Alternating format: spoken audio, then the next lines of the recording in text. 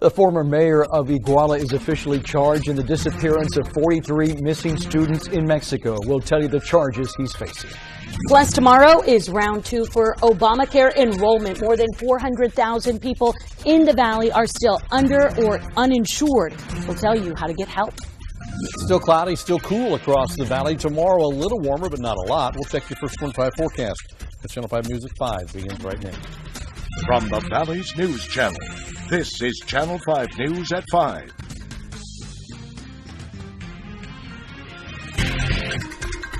We are following breaking new developments in the case of 43 missing students in Mexico. The former mayor of Iguala has officially been charged in connection to their disappearance. Leti Garza's live in the studio with what we've learned. Leti? Oscar, prosecutors in the Mexican state of Guerrero said Jose Luis Abarca is charged with 6 counts of aggravated homicide and 1 count of attempted homicide. Abarca is described as the probable mastermind in the disappearance of the students who disappeared on September 26. Now, authorities say they were abducted by police at Abarca's direction. The students were in their 20s and were studying to be teachers. Mexico's Attorney General said that police killed some students and the rest are believed to have been turned over to the Guerreros Unidos drug gang to be executed. The men's bodies were burned and some remains were thrown in a river. The students were traveling to Iguala to protest a lack of funding for their school. Officials have said that Abarca ordered the city's police chief to stop the demonstration out of concern it would disrupt one of his own events.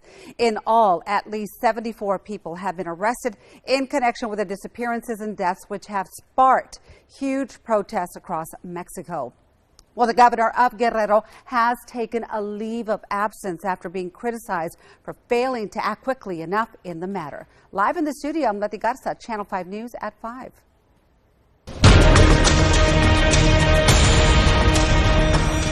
President Obama confirms reports that he will use executive action on immigration reform. The move will protect nearly 5 million people living in the U.S. illegally from deportation. I gave the House over a year to go ahead and at least give a vote to the Senate bill. They failed to do so. We're going to fight the president tooth and nail if he continues down this path. As House Speaker John Boehner, the Centers for Immigration Studies says this amnesty will cost taxpayers billions of dollars a year in additional outlays for services. A final plan is expected to be presented to the president next week. New details on the state's probe into Sharyland ISD. The Texas Education Agency is still sifting through documents relating to the district's bidding and purchasing process. We requested those documents, received a letter response back. Our Leslie Aguilar is here with the latest. Sharyland ISD is refusing to hand them over because of state law. They have to state why. In the letter sent by Sharyland, we were able to learn more about what they had to hand over to the state. Lawyers for Sharyland ISD says some of the documents are confidential. They involve litigation or settlement negotiations and certain legal matters. Some of the paperwork also involves law enforcement corrections. Also in the mix, audits. The TEA received a complaint about Sharyland's bidding and purchasing process back in September. Again, the state is still working to figure out if it needs to investigate further. Leslie Aguilar, Channel 5 News. Across the valley today, the clouds have not gone anywhere. It's been overcast all day long, just like it was all night long, and that kept temperatures overnight up and during the day down. We've only changed 3 or 4 degrees from late last night, early this morning. 49 right now. Dew point still down at 29, so the air's still pretty dry. Northeasterly winds about 6. Tonight, not as cool, but still chilly, mid-40s across the area. A slight warm-up on track for the weekend, but then next week, another front. We'll check on that with your first 1-5 forecast coming up in a few minutes. Well, tomorrow begins another enrollment period for the Affordable Care Act, also known as Obamacare.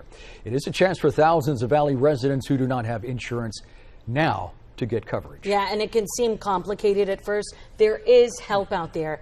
You need to watch for a few things, though. Our Kirk Chason began covering the Affordable Care Act before it even went into effect, and he is live in the studio with more on what we need to know. Kirk?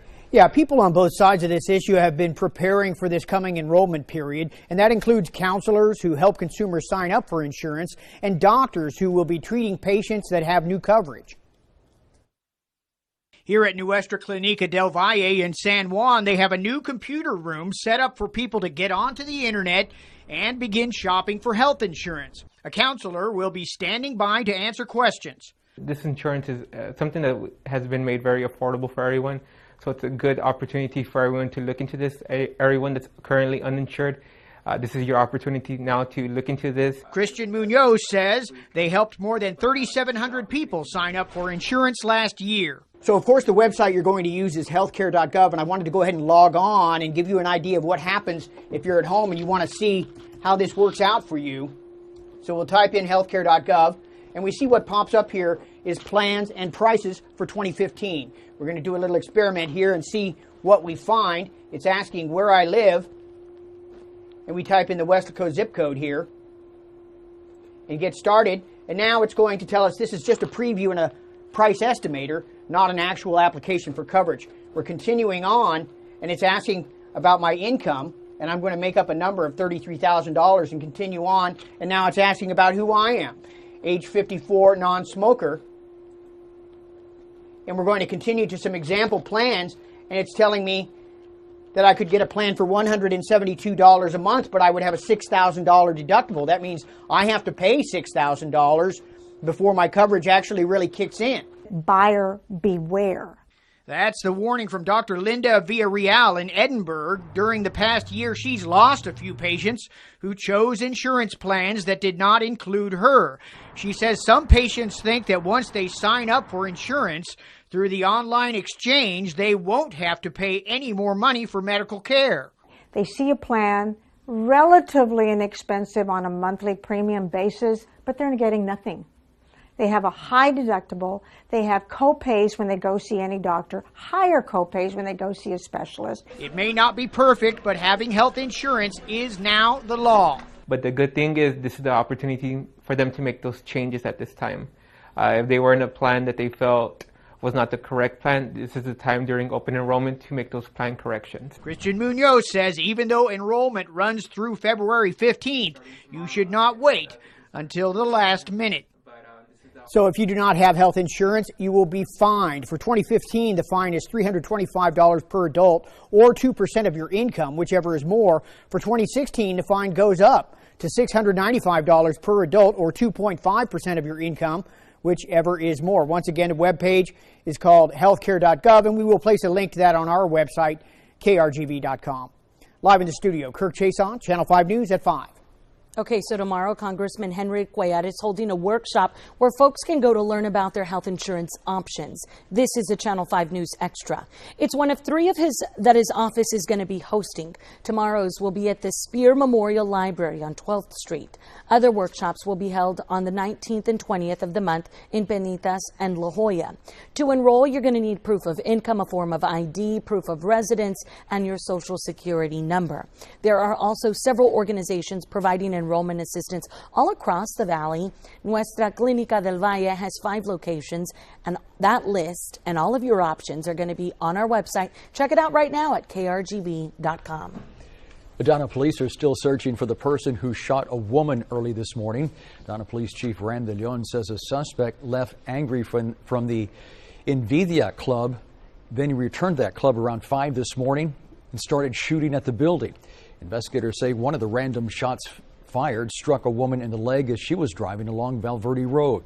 She managed to drive to a nearby store to ask for help and was taken to that medical center in Weslaco. Doctors say she'll be okay. But right now, police are looking for the gunman who was said to be driving a white truck. Anyone with information is asked to contact Hidalgo County Crime Stoppers at 668-8477. And the city of La Jolla says they will allow gaming in their city. They passed a 8-liner ordinance recently to allow those businesses. The La Jolla police chief says his office will make sure all of the businesses are in compliance with city requirements. 2 businesses, 8-liner businesses, are already interested in setting up shop. And to run an 8-liner business in La Jolla, you have to register with the city, and then there'll be a tax per machine. Still to come on Channel 5 News at 5, the Port of Brownsville is on the receiving end of some major cash. We'll tell you the upgrades that will soon be seen. Plus, a review of security at the White House turns up serious issues. After the break, we'll tell you what one agent was doing when a man scaled the White House fence and made it to the White House. We'll be right back. Breaking news.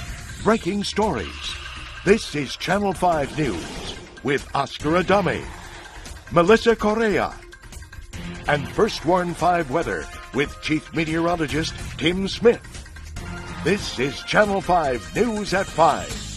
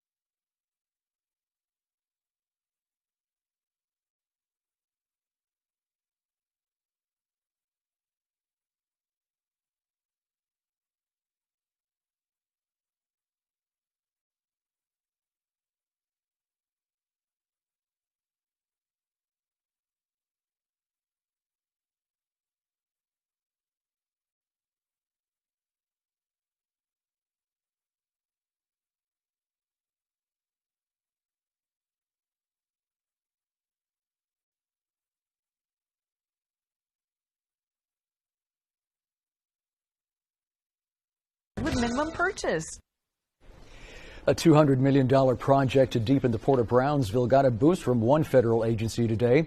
The Army Corps of Engineers says deepening the Port of Brownsville is a national interest. The port is now in position to receive federal funding to offset some of the costs.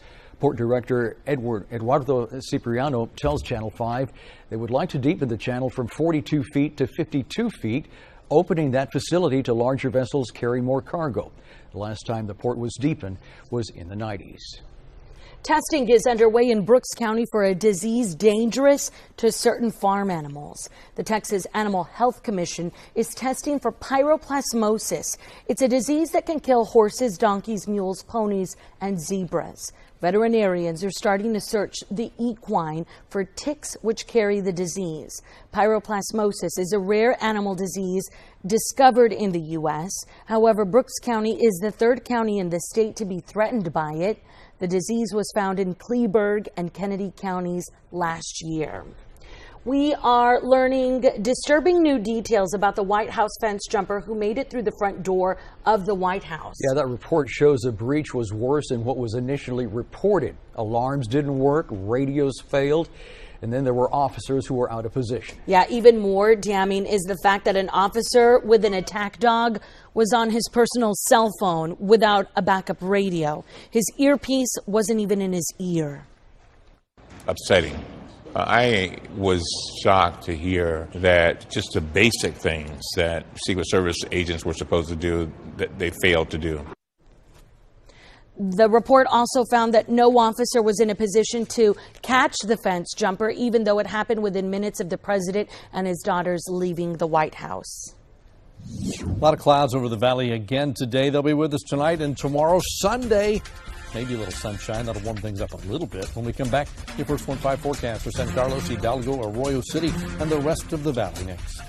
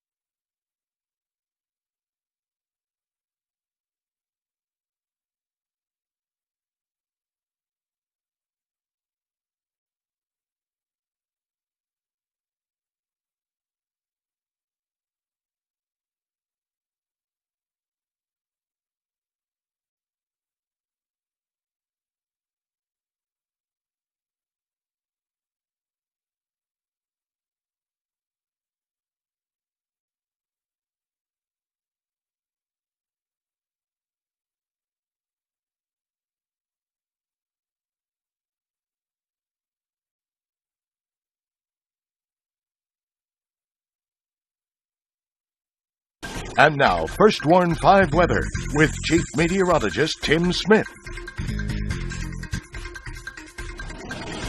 Hey folks, thick cloud cover really makes a difference in your temperatures. The clouds didn't break last night, so readings didn't go down. They haven't broken today, so readings haven't gone up much. We've stayed within just a few degrees of 50 overnight and during the daytime today. Right now sitting at 49 up and down the I-69E corridor, 48 at the beach, and then low 50s everywhere else. Just cloudy skies. Look at WeatherBug. It's in far, looking northward up I-69C, formerly known as US 281. 49 degrees there. Winds out of the north-northwest. The 5 o'clock rush is on. Backed up all the way into Edinburgh, down the highway into the interchange, and backed up both ways, headed northbound along 83 as well. Let's go back to the maps. Under cloudy skies, temperatures again holding steady in the 50s. Tonight, that's it. 40s again. 53 at the beach, but 48 in Brownsville, so temperatures don't go much of anywhere. And tomorrow, with a little bit of sunshine, we're talking late day sunshine. Temperatures may warm up into the upper 60s, but we're going to have to work hard to get there. It will be another cool day, but not as chilly as what it's been. So a little bit of a warm up, but not much. Now look at Sunday. That's a different story. Sunday we get up almost back to normal. Normal's 81. We'll be about 79. But then look, the bottom drops out again on Monday. Next front comes in Sunday night. Makes it cold again. Here's a cloud cover, lots of it today, and it's likely to be with us tonight into tomorrow. Cold temperatures overnight. If there's any showers, I think the best chance will be along the coast. Future track not picking up on the low-level clouds, but they've been out there all day, and they're going to be out there all night, and most of tomorrow as well. Again, maybe a little late-day sun, but not much. Head forward into Sunday, maybe a little bit more sun. Temperatures on Sunday warm up a little bit. Still patchy clouds, but at least some sunshine on Sunday. And then Sunday night, here comes the front, and temperatures drop off again for Monday. Turns cold and windy, and Monday could be messy, especially the first part of the day. By the end of the day, the models suggest that we dry out enough to maybe, again, see some late-day sunshine, but no promises on that. 20% tomorrow, then 30% from late tomorrow night into early Monday, and then our chances are going to taper off for the middle part of next week. But it stays chilly. Big picture of Texas shows patchy clouds around the state. That's about it. High pressure in control moving away. You see all the coastal clouds and showers. By the time we get to Sunday, here comes this warm front, the low pressure along the front, moving northward. So we start to warm up, but it's a short-lived warm up because there goes the front. Cold conditions build in for Monday, lingering into Tuesday. By about Wednesday, Thursday of next week, we do see it warming back up, and we don't see another front right away after that. So it looks like we may be mild for the end of next week and into next weekend. At least it looks like that right now. Here are the currents across the state. We're not alone in our coolness. 38 in Dallas, 43 in Abilene, 40 in Amarillo right now. Odessa checks in at 47 degrees. If you're traveling tomorrow morning, it's going to be cold to start the day. 30s in North Texas, 40s, 50s in South Texas. By afternoon, temperatures warm up down here close to 70, but the rest of the state stays a whole lot cooler. So for tonight, 48 for a low, cloudy skies, chilly, northerly winds 5 to 10. Then tomorrow we're back up to 68. Mainly cloudy skies. Can't rule out a passing shower. Best chance will be near the coast. So 68 tomorrow, 79 on Sunday, and then the bottom drops out on Monday. Windy and much cooler, maybe some morning showers. Then after that, we see some sunshine for Tuesday. Only 58 after starting at 39, and then a mix of clouds and sun. Most of the rest of the week as temperatures bounce back close to normal by Thursday and Friday. That's your updated First Warn 5 forecast. Still to come, new audio released by ISIS has officials scrambling to confirm its authenticity. I'll tell you why in about 2 minutes. Plus, an Ebola patient is being flown to the U.S. right now. So where is he headed? The location on the other side of this break.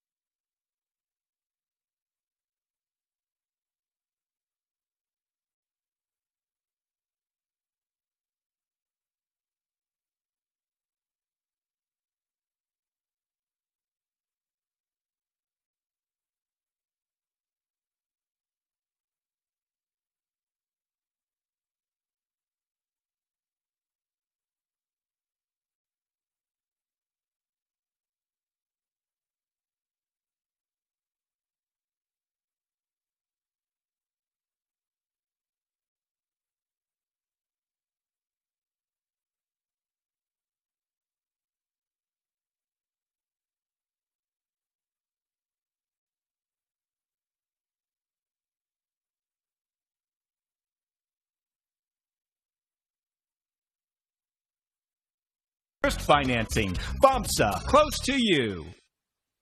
The U.S. is working to authenticate the validity of an online audio message by the leader of ISIS. It was thought that Abu al-Baghdadi was seriously wounded or even killed over the weekend. The audio release suggests the leader is very much alive. U.S. officials think ISIS and an al-Qaeda-linked group are working together in Syria. At this point, 80,000 Iraqi troops are going to be needed to recapture territory lost to ISIS. That opens the door for even more U.S. involvement. I'm not predicting at this point that I would recommend that those forces in Mosul and along the border would need to be accompanied by U.S. forces, but we're certainly considering it. Officials worry the group is using tunnels to dodge U.S. airstrikes. ISIS released a video showing their underground labyrinth Monday. The tunnels have trenches, even bedrooms, and on the tape, militants say the tunnels are used as ammunition supply routes to all squads and headquarters in battle zones. Another doctor infected with Ebola in West Africa will be treated in the U.S. The surgeon is identified as Martin Salia. He is a Sierra Leone national who is a legal permanent resident of the U.S. Salia will be flown to Nebraska Medical Center, where 2 other Americans were treated for the disease. Dr. Rick Sacre was treated and released in September. Asako Mokpo was treated and released last month. Both Sacre and Mokpo contracted the virus in Liberia. 80 American troops who returned home after deploying for Ebola missions in West Africa are in quarantine this afternoon.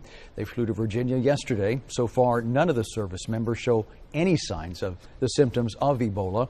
All will be isolated for 21 days at a military base. That base is one of several other U.S. bases designated for Ebola quarantines. And 2 of those bases you see on the map are in Texas. They are Fort Hood and Fort Bliss. Today, the Pentagon press secretary said next spring, troops currently in West Africa will be relieved by Army National Guard and Army Reserve personnel. Well, the weekend is upon us. Tomorrow, I think we'll still see a lot of clouds, but temperatures will be a little bit warmer. A high of about 68 degrees under cloudy skies. We'll check that First Warn 5 forecast when we come back.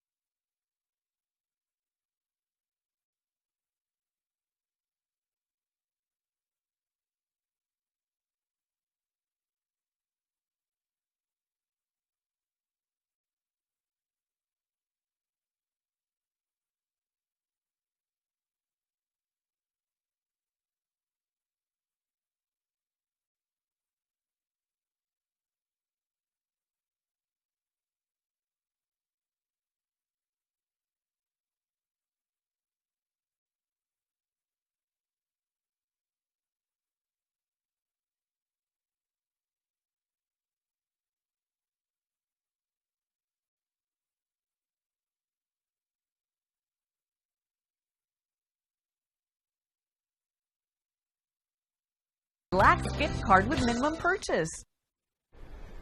We'll now take a look now at what our team is working on for Channel 5 News at 6. Yeah, we've got this one. Allegations of voter fraud in last week's election. Our Rebecca Young is looking into the legality of those votes.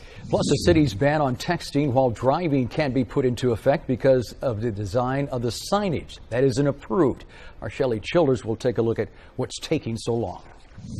Tomorrow temperatures bounce back a little bit, not a lot. We're up to the upper 60s tomorrow afternoon. Still a lot of clouds around, but that's a pretty good jump from today. Sunday, we're up to 79 degrees with a stray shower, especially near the coast. And then late night, Sunday night, Monday morning, the next front comes in and temperatures drop again. 54 Monday, 58 Tuesday, back into the 70s by the end of next week. But tomorrow, a cloudy and slightly warmer day than today. An update coming up at 6 o'clock. What do you think of the forecast? You know, it is what it is. At least we got a couple of warm days squeezed in between. There we go. It sounds like you're in need of some caldo this weekend. Caldito de res. There we go. I've already had pollo up to here. He's had it up to here. At least it's the pollo and not me. Thanks so much for sticking with us this week. Glad to have you back. Hey, good to be back. Thanks, and have a great evening. Be safe.